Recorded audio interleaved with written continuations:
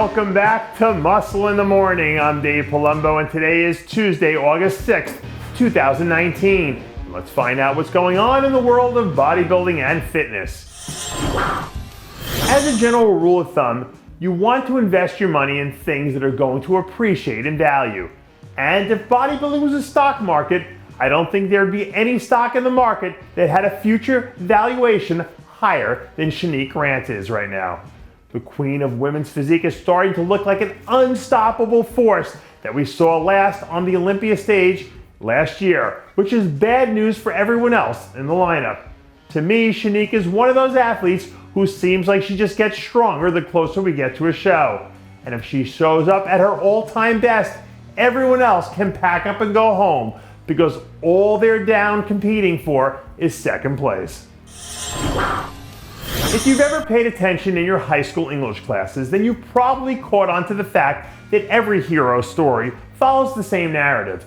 The brave hero faces impossible odds, almost gets knocked off, and eventually rebounds to slay the beast. And when you're staring down the barrel of a monster like Shanique Grant, it does kind of set the stage for Natalia Coelho to swoop in and play the hero this year. Now, doesn't it? Natalia's been pretty incognito most of her Olympia prep, but the stuff I'm hearing makes me think that she's coming in this year to drop the hammer.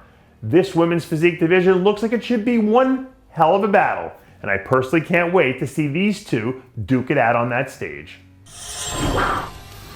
When you compete at a high level in any sport, injuries are one of those things that just come with the territory.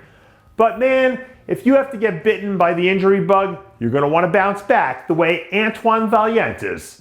Even though it's been only a few weeks after undergoing the knife to fix a torn biceps, Antoine looks like he might already be firing at 85 to 90% of where he was pre-injury.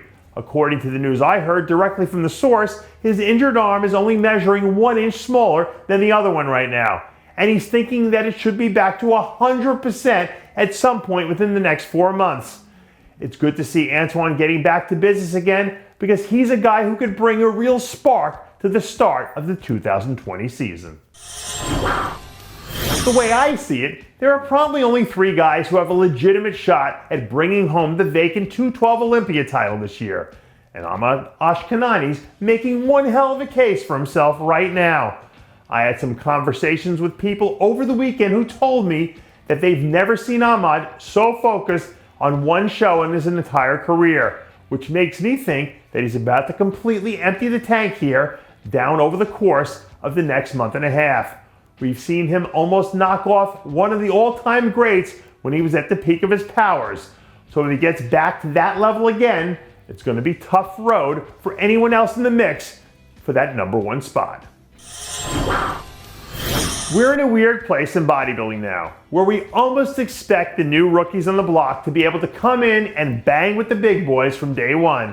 But man, when you look at how impressive USA overall champ Zach Merkel was 2 weeks out, it's hard not to slap those expectations on him.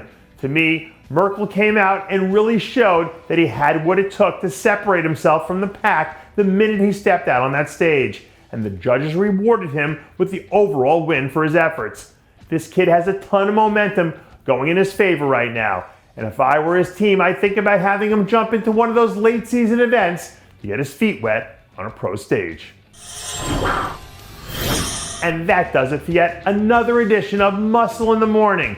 I'm Dave Palumbo reminding you to always be true to your passions. And make sure to follow us on Facebook, Twitter, and Instagram.